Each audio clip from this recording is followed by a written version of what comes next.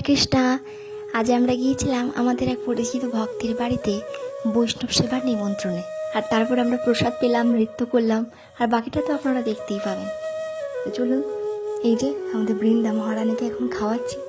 কোথাও গেলে ওকে বাড়ি থেকে খাইয়েই নিয়ে যায়, আর ওকে খাওয়াতে আমার সময় লাগে প্রায় 1 ঘন্টা। আর এখনকার সব বাচ্চাই তো এরকমই। আর যাদের বাড়িতে এরকম বাচ্চা আছে তারা তো জানবেই এই যে বৃন্দার মতো বাচ্চাকে খাওয়াতে কত কষ্ট। তো এই যে এখন আমরা চলে এসেছি সেই জায়গায়, আর গিয়েই দেখলাম ভোগ আরতি শুরু হয়ে গেছে। আর মন্দিরে দেখুন কতগুলো কিউট কিউট গোপাল বসে আছে। আর ভোগ আরতি দেখার পর তারপর আমরা চলে গিয়েছিলাম হরিবাসরে। এই যে এত সুন্দর কীর্তন হলে কি আর নৃত্য না করে থাকা যায় বলুন?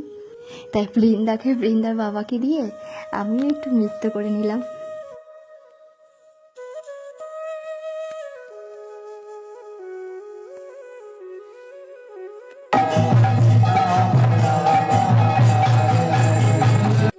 আর তারপর আমরা চলে গিয়েছিলাম প্রসাদ পেতে।